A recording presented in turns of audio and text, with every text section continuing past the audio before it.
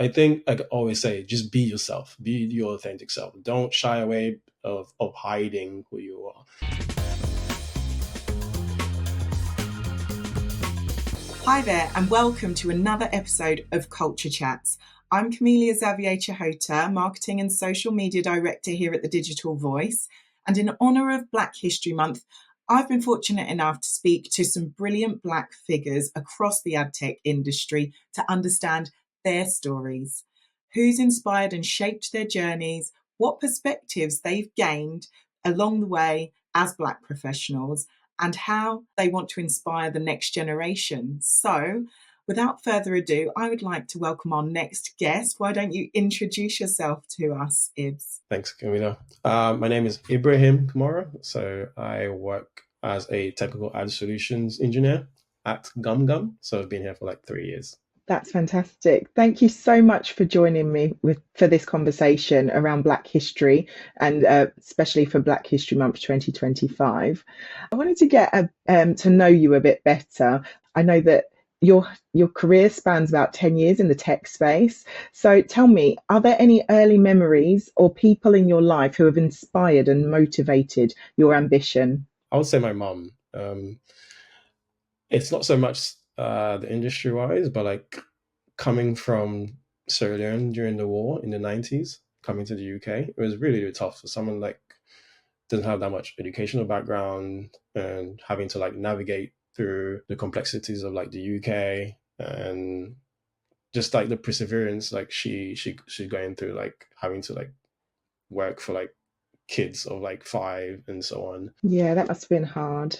Yeah, it was definitely hard. So seeing her having to like do night shifts and so on. So that's in my head is like when I see self-belief and I see that, okay, my mom has done it. She has done it with literally nothing at her disposal.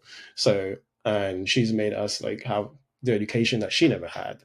Education's a superpower, I think. If you can get a good education, you can achieve most things. Exactly. So she's put us in a place where we can thrive, so we can't disappoint her. So I think for me, she's like my ultimate champion. That's lovely.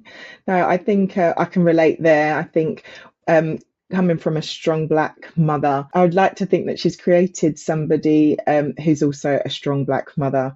I can relate where your inspiration comes from. I think it's really admirable the way that you see her, where she's sort of fled her country, migrated to England, and then, you've got the opportunities that you've had at your disposal. So thank you for sharing that with me, Ibs. But in the workplace now, let's take it there. What unique perspective do you think that all of that experience that you've gone through life and being a Black person brought up in London, how do you think that has shaped your career, or what do you think you bring to the workplace having had those unique lived experiences? Putting my best foot forward. I think when I go into these spaces, I know like I'm not representing just myself. I'm representing people that look like me. So when I'm in these spaces, I'm making sure I'm being my authentic self. I'm being true to what I can bring.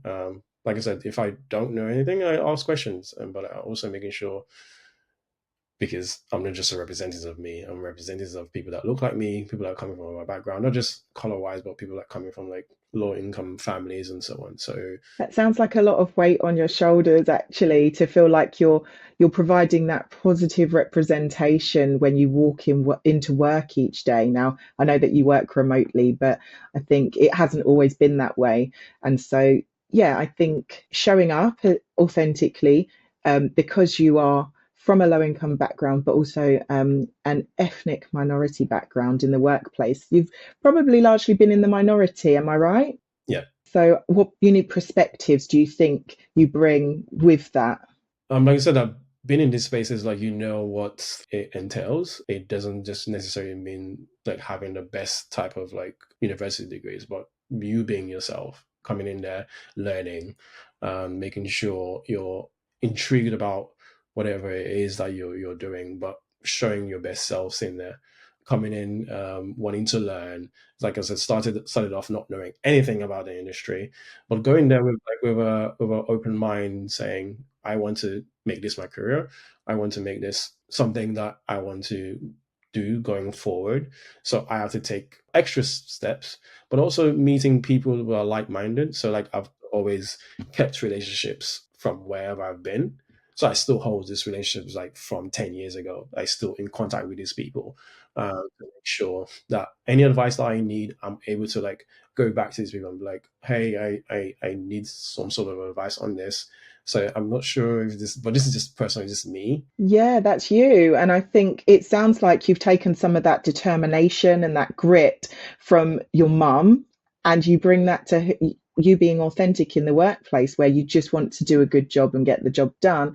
But you also sound like you've kept a wealth of like a network who you can always call upon. How did you build your network? Would you say that it was generally based on people who you could relate to? Yeah, it's definitely people I can relate to, but also people like I said, when I always go in a room, I also make sure I read the room, because sometimes not everyone is comfortable with those types of like conversation, or you approaching them in those type of like manner. But like you also read the room, but you grow relationships like after a while. It's like my first manager, I still in contact with, Ah, that's lovely. even people like my old jobs and so on. I still keep in contact with. Like I'm going to a wedding on Saturday in Portugal, and one of the bridesmaids, or The bride or the groom? the bride, sorry. Someone who just knows about bridesmaids. Teaches me a lot about you. So it's someone I met from Bumble. So and we've been friends since. From working at Bumble, let's be clear. Oh, so of course, sorry. Yeah. Yeah, so someone I met from working at Bumble. So yeah, we've been friends since. So yeah. Oh, amazing. So it sounds like you really value the connections when you sort of go into the workplace.